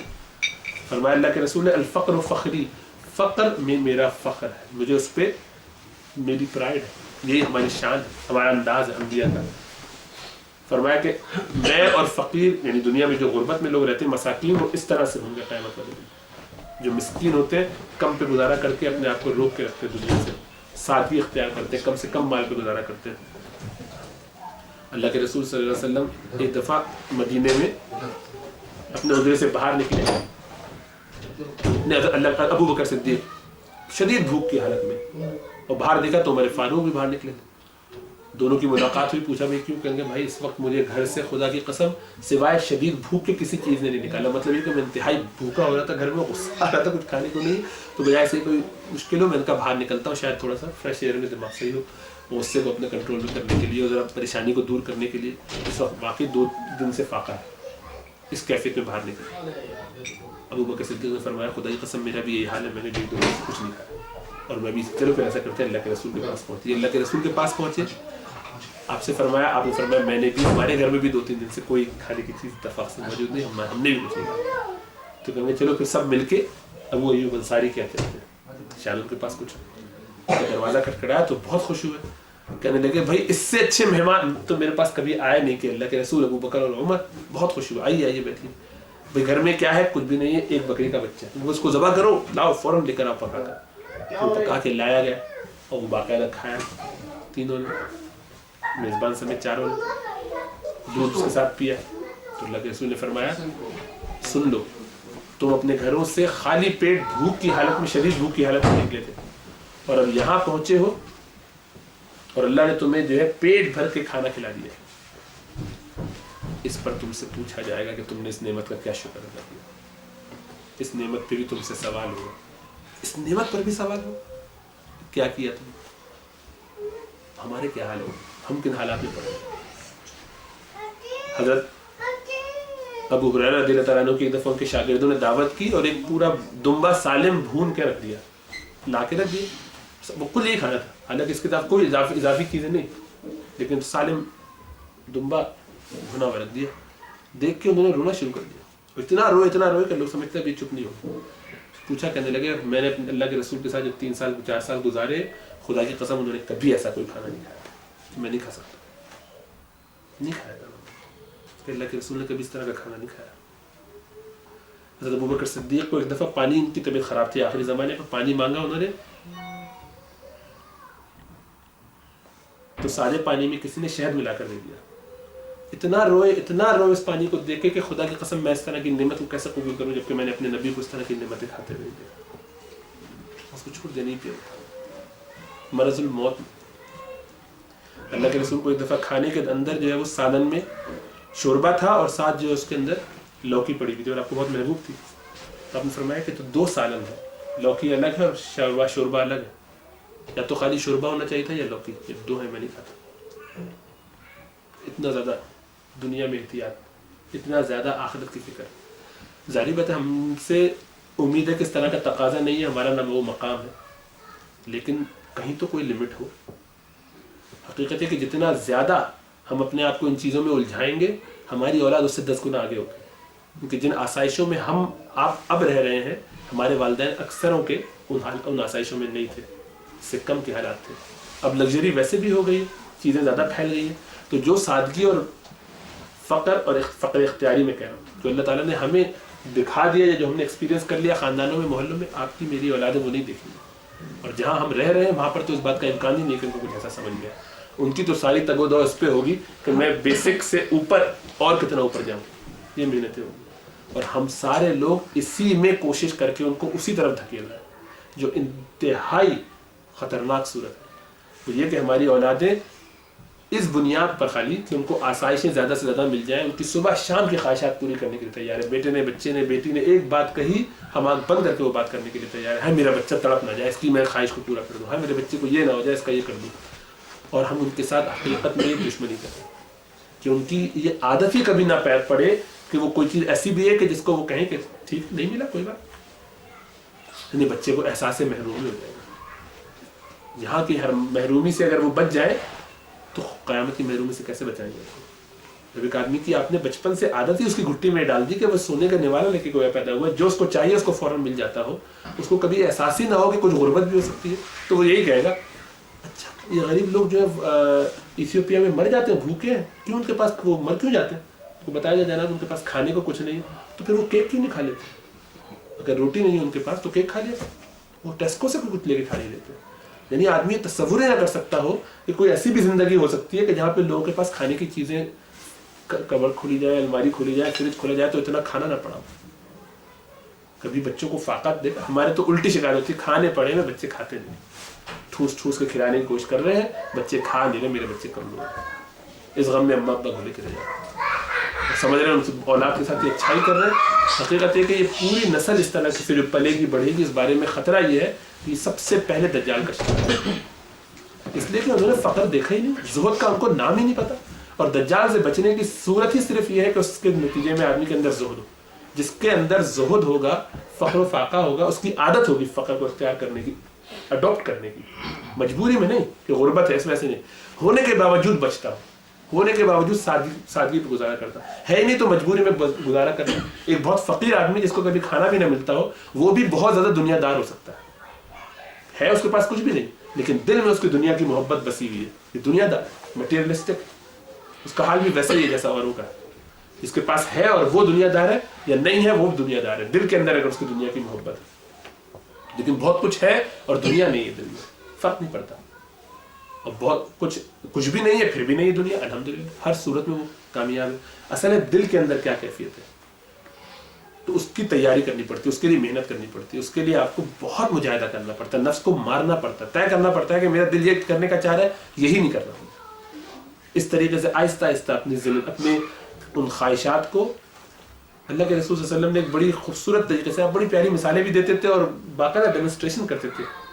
تو آپ نے زمین پہ اس طرح سے لکیریں بنائی, ایک لمبی لکیر, اس کا اینڈ اوپر کیا اور اس سے اوپر ایک اور لائن لگائی. اس پر آپ نے فرمایا یہ انسان کی زندگی یہاں سے شروع ہوتی ہے, چلتا جاتا ہے وہ آگے آگے آگے, اور بیچ بیچ میں چھوٹی چھوٹی سی لائنیں آتی رہتی ہیں. یہ حادثات ہیں, اس نے اگر اس کو کیچ کر لیا تو مر گیا, ورنہ اگلے وہ ہر اسٹیپ پہ اس کے لیے خطرہ ہے. وہ راستے میں چلے جا رہا ہے اور اوپر سے تلواریں گرتی چلی جا رہی ہیں, ہر تلوار سے اگر بچتا الٹیمیٹلی اجل اس کی مدت ہے جو زندگی اس کو رہنا وہاں تک کہ اس کی موت یعنی موت کا فرشتہ وہاں بیٹھا ہوا گویا اس کی روح قبض کرنے کے لیے تیار بیٹھا ہے اور جیسے وہ وہاں پہنچتا ہے اس کی روح وہ قبض کر لیتا ہے. لیکن اس کے اوپر جو لائن ہے یہ کیا لائن ہے؟ یہ اس کی تمنائیں ہیں, اس کی خواہشات ہیں جو اس کی موت کی زندگی جتنی اس کی زندگی اس سے بہت اوپر ہوتی ہے. اس کو زندگی اللہ نے اتنی دی ہے, اس کی فکریں یہ ہوتی ہے کہ وہ وہاں تک کے سارے معاملات اپنے طے کر لے. پلان اس نے وہاں تک کا کیا ہوا. ایسے لمبی لمبی خواہشات الامانی والمنون جسے کہتے ہیں, لمبی لمبی طول عمل, بڑی لمبی خواہشات اور آرزویں لگا کے بیٹھے, کیا کیا پلاننگ کر کے بیٹھے, اور اولاد کے لیے اور اس کی اولاد کے لیے اور اس کے برس آخرت سے بچانے کے لیے. اللہ کے رسول نے فرمایا کہ دجال کا جب فتنہ آئے گا تو دجال کے ساتھ لوگ صبح جو مسلمان ہوں گے وہ شام میں کافر ہو جائیں گے اس کے آرگیومنٹس, اس کی باتیں سن کے. اس کے پاس روٹیوں کے پہاڑ ہوں گے, وہ روٹیوں کے پہاڑ اپنے لیے ساتھ لیے ہوئے. ظاہر بات ہے روٹیوں کے پہاڑ فزیکل تو نہ ہو, میٹافوریکل وہ یہی ہوں گے کہ اس کے پاس دنیا ہوگی پوری. ہمیں قبول کرتے ہو, ہماری بات مانتے تو آ جاؤ, ورنہ دفعہ. لوگ اپنے دین کو بیچ کے ان کے ساتھ نکل جائیں گے. وہی لوگ نکلیں گے جو ان آسائشوں کا شکار ہے, جن کو آپ نے پالا ہی سونے کے چمچے کے ساتھ, کھلایا ہی ان کو ہمیشہ سے وہ ہر وہ چیزیں جو وہ چاہتے ہیں, ہر وہ خواہش جو انہوں نے کی ہم نے پوری کی. اپنی بھی پوری کرتے ہیں, ان کی بھی پوری کرتے ہیں. اپنے آپ کو بھی زہر دے رہے ہیں, ان کو بھی زہر دے رہے ہیں. اور اس پہ پالنے کے بعد ہم سمجھ رہے ہیں کہ سارے کے سارے بہت اچھی خدمت کریں گے دین کی. لا کے پہلے ان کو جنگل میں بسا دیا, یعنی دریا میں اور سمندر میں چھوڑ دیا کہ لڑو ساری شاخ سے ان سے, اور آدھی ڈال دیا اس زہر کے اور گندگی اور خراب چیزیں کھانے کا. اور اس کے بعد کہتے ہیں اب یہاں سے پاک صاف ہو کر تم نکل کے دکھاؤ تو جانا. نہ ان کی آخرت کی فکر, نہ اپنی آخرت کی فکر, نہ ان کے انجام کی فکر, نہ اپنے انجام کی فکر, دنیا میں نہ آخرت میں. یعنی ہر وقت صبح شام کی ساری فکریں یہ ہیں کس طرح میرا کیریئر اچھا ہو جائے, کس طرح میری دنیا اچھی ہو جائے, کس طرح میں زیادہ کما لوں, زیادہ مال بن جائے, زیادہ حالات بہتر ہو جائے, میری اولاد کے لیے یہ اچھے سے اچھا, اس سے اچھے سے اچھا کیریئر اور فیوچر ہو جائے. اور جب تک ہم اس مینٹالٹی سے نہیں نکلیں گے, جب تک ہم اپنے آپ کو ان چیزوں سے اٹھائیں گے نہیں, بہت مشکل ہے اللہ کی محبت آنا. جیسے اللہ کے رسول نے فرمایا کہ اس پیالے میں دو پانی ایک جیسے جمع نہیں ہوں گے, یا اللہ کی محبت آئے گی یا دنیا کی محبت آئے گی. دین کی محبت کے ساتھ دنیا کی محبت چل نہیں سکتی. دنیا کی محبت دل میں نہیں ہو سکتی. ضرورت کے طور پہ استعمال کیجیے. ٹیشو پیپر سمجھیے اس کی ضرورت ہے, ٹوائلٹ سمجھیے اس کی ضرورت ہے, اس سے کوئی منع نہیں کر رہا, لیکن اپنی ضرورت کے لیے کہیں تو لمٹ لگائیں کہ کہاں میں رک جاؤں کہ یہ میری لمٹ ہے. اور حد تو یہ کہ اپنی لمٹ تو ہے ہی, دوسروں کو بھی مجبور کرتے ہیں کہ تم بھی اپنی لمٹیں بڑھاؤ. دوسروں کو فورس کرتے ہیں کہ نہیں کما بھی کما, لگ جا دنیا میں, تو بھی لگ جا, کیا ضائع کرتا ہے. کھینچ کھینچ کے دوسروں کو مشورے دیتے ہیں.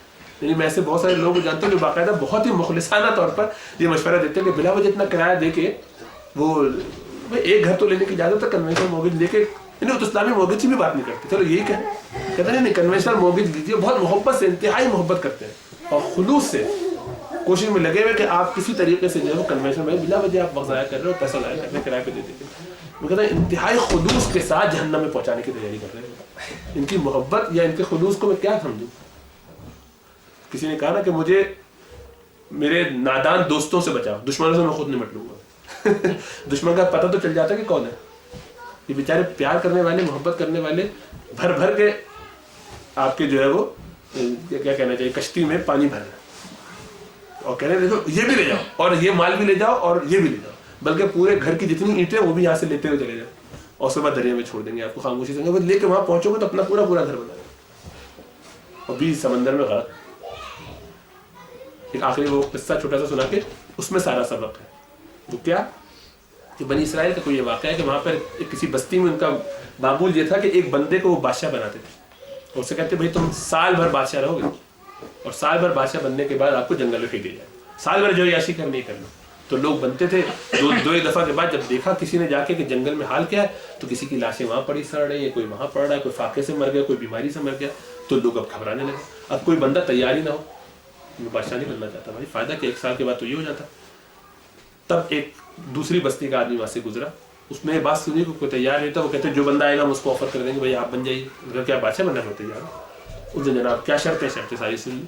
اب جناب دیکھا لوگوں نے تو یہ اپنا کام کر رہے ہیں بڑے مزے سے, اور جیسے سال پورا ہوا تو ان کا کہ چلیے تیار ہو جائیے. لوگ روتے دھوتے تھے کہ جنگل میں جانے کے لیے مریں گے, یہ خوشی خوشی ہاں چلو بھائی کھینچنے کی ضرورت نہیں, میں خود ہی چل رہا ہوں. چلتے چلتے چلتے خود ہی پہنچا. وہاں پہنچے تو انہوں نے جیسے جنگل میں چھوڑا تو دیکھا وہاں ایک عالیشان محل تھا. تو یہ تم نے جی کہاں سے, یہ کیا چیز ہے. کیونکہ بھائی جو سال بھر وہاں تھا وہ کر کے آیا تھا, سارا مال وہاں سے نکال کے ٹرانسفر کر دیا وہاں پر, پوری بلڈنگ اپنی محل بنوایا زبردست طریقے کا. اب میں یہاں رہوں گا جہاں مجھے اصل میں رہنا ہے, اس کی فکر کرو کہ جاہلوں کی طرح یہاں تم لوگ کی طرح کرتا ہے، ہمیں یہ عقل نہیں ہے. تو اس اسٹوری میں سیدھی سا پوائنٹ موجود ہے کہ آدمی سارا یہاں بیٹھ کے جتنا سجا رہے اپنے آپ کو، اور اس کے بدلے میں اپنی جنت کے عمل کو، درجے کو اور نیکیوں کو، ہر چیز کو کم کیے چلے جا رہے ہیں. وہ جائز ہے تب بھی اس سے مقابلہ کرنا مشکل ہوگا، کیونکہ حساب دینا پڑے گا، اور حساب دینا بعض اوقات بڑا مشکل ہو سکتا ہے. حساب نہ ہوا، خاموشی جان چھوٹ گئی تو بہت اچھا ہے. رزقی کھیل کھیلنے میں مسئلہ یہی ہے، رزقی کھیلنے میں مسئلہ یہی، اور آدمی کو پتہ نہیں چلتا. آہستہ آہستہ اس جائز کے چکر میں، حلال ہونے کے چکر میں، گزارا کرنے کے چکر میں لگے وہ بالکل ہی نکل جاتا ہے اللہ کی یاد سے. اتنا اس کا بڑھ جاتا ہے دنیا میں. ایک روایت ہے جو کہ ضعیف کہلاتی ہے، لیکن بڑا اس میں سبق ہے کہ وہ 2 بھیڑیں 3 بھیڑیں تھیں صاحب کے پاس آئے اللہ کے رسول کے پاس، فرمایا کہ مجھے جو ہے وہ دعا کر دیجیے میری بھیڑوں میں اضافہ ہو جائے. ثعلبہ نام کے شخص کہ میرے بھیڑوں میں اضافہ ہو جائے. فرمایا کہ تمہارا گزارا ہو جاتا ہے، جاؤ کافی ہے، کیا ضرورت ہے اور کیا کرو گے، 3-4 بہت ہے، اس سے تمہارا جتنا بھی ہے کام چل رہا ہے. اللہ کے رسول ذرا اور ہو جائے تو میں بھی ذرا اللہ کے نام میں خرچ کروں گا، جیسے کہ ابو بکر عمر یہ لوگ کرتے ہیں، ان لوگ کے پاس مال ہوتا ہے، لوگ کرتے ہیں، ہم بھی کریں ذرا. عثمان بنے ذرا ہم بھی دین کی خدمت کریں. اچھا جذبہ. شیطان ایسے کرتا ہے، شروع میں تو ایسے کام کراتا ہے. اللہ کے رسول منع فرماتے رہے لیکن وہ پیچھے پڑ گئے. جب بہت پیچھے پڑ گئے تو آپ نے فرما دیا ان کے لیے اللہ تعالیٰ اس کی برکت عطا فرما دے. اس وقت اتنا پیچھے پڑا ہے. اب وہ جو دعا کرنی تھی تو وہ اب جو ہے نا وہ 3 سے 6 اور 8 اور 15 دھڑا دھڑ بچے ہو رہے ہیں ہر دفعہ، ڈبل اور ٹوین اور ٹرپلٹس اور جو بچے. تو ود ان ایئرز جو ہے وہ یہاں سے وہاں چند سالوں میں حال یہ ہوا کہ جناب اس کو وہ بستی مدینے کا علاقہ چھوڑ کے باہر گاؤں میں جانا پڑا اور باہر نکلنا پڑا کیونکہ بڑی جگہ چاہیے. اور اس میں پورا ریوڑ چل رہا ہے اپنا. سال گزرا تو اللہ کے رسول نے بھیج دیا کہ بھائی اب تم عالم کے پاس اچھا ہو گیا، جاؤ ان سے زکوٰۃ لے کر آؤ. جب لینے پہنچے یہ صحابی تو کہنے لگا کہ نا کتنا بھائی اتنے دے دو. تو کہنے لگے بھائی یہ کیا، یہ تو گویا تاوان ہوا، زکوٰۃ تو نہیں تاوان ہوا.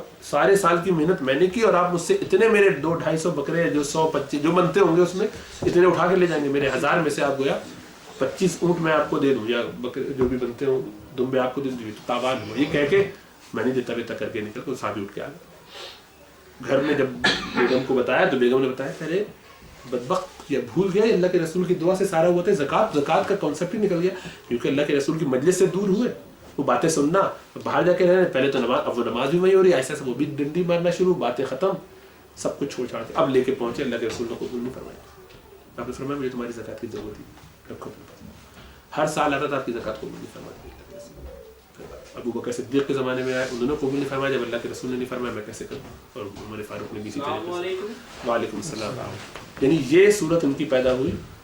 اب یہ روایت اگر سے ضعیف ہو لیکن اس کے باوجود اشارہ اس میں بہت کلیئر ہے، مسئلہ اس میں بالکل کلیئر ہے کہ آدمی جب خود دنیا مانگتا ہے تو پھر دنیا اس کو تباہ اگر کرے پھر اس کے لیے بچنا بڑا مشکل ہے. آپ نے اپنے آپ کو اللہ کے سپرد تو کیا نہیں تھا، بھروسہ اللہ پر کیا نہیں، دنیا مانگی تھی، دنیا لی تو دنیا. تو اس لیے آدمی کہ یا اللہ مجھے ہلکا پھلکا رکھ، میرا ہاتھ ایسا نہ ہو کہ میں تنگ ہو جاؤں اور مجھ پر غربت اور فقر اور فاقے آئے، ایسا بھی نہ ہو کہ میں بہت زیادہ دنیا کا شکار ہو جاؤں. تو دنیا مجھے اتنی ملے کہ جس سے میری ضرورت پوری ہو جائے اور اتنی ہو کہ میں کسی کی مدد بھی کر سکوں، لیکن میں دنیا کا حریص نہ بن جاؤں. ایسا نہ ہو جائے کہ دنیا میرے لیے سب کچھ بن جاؤ، ماوا بن جائے، میرا پورا فوکس دنیا بن جائے. یا اللہ مجھے دنیا کے عذاب سے، اس کی پریشانیوں سے، اس کے فتنوں سے محفوظ رکھ اور دنیا میں خوشحال بھی رکھ. دنیا کی بھلائی مانگ سکتا ہے آدمی لیکن آخرت کی بھلائی اثر ہونی چاہیے اس کے نزدیک. دنیا کو کبھی بھی آخرت کے مقابلے پہ نہ کھڑا کرے، ہمیشہ پیچھے کرے، ہر حالت میں پیچھے کرے جتنا بھی ہو.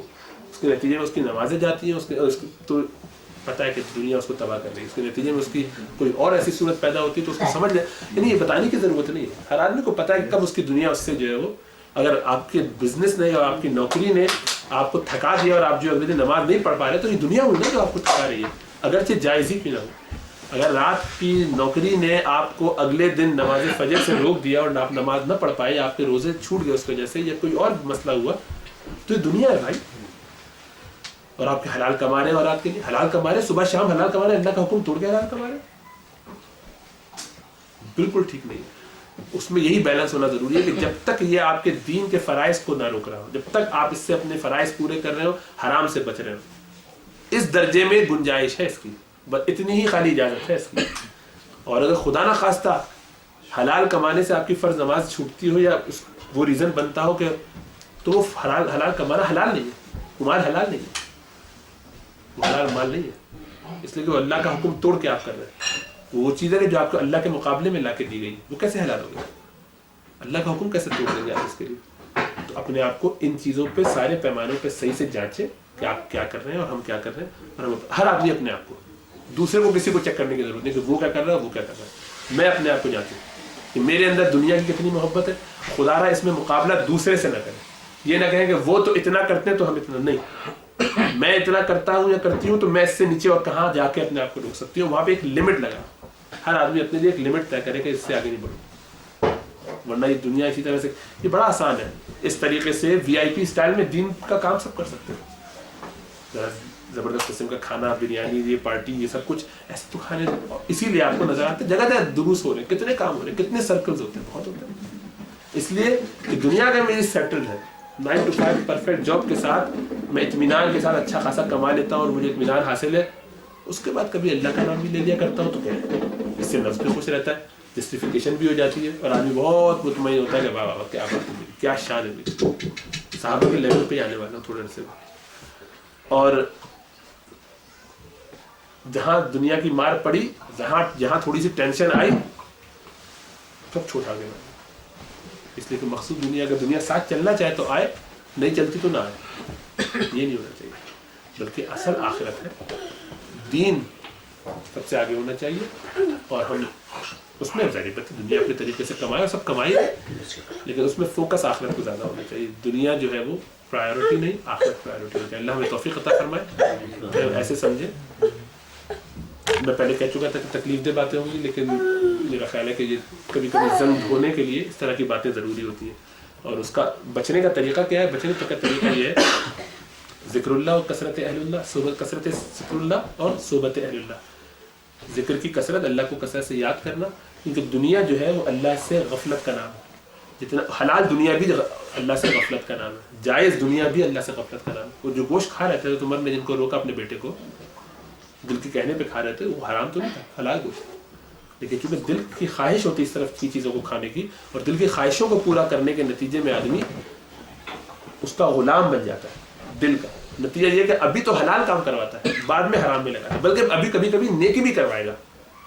نفس کا کمال یہ ہے, نفس جو ہے کبھی بھی آدمی سے گناہ, نفس کو اس سے فرق نہیں پڑتا آپ نیکی کریں یا گناہ کریں. نفس کو جو چیز بس پسند ہے وہ چاہتا ہے. جیسے بچہ ہوتا ہے, جو مجھے اچھا لگتا ہے وہ کرو, جس چیز میں نفس کو مزہ آئے گا وہ کروائے گا. اگر وہ ذکر میں آنے لگے گا تو ذکر کروائے, اس کی طرف آپ کو پش کرے گا.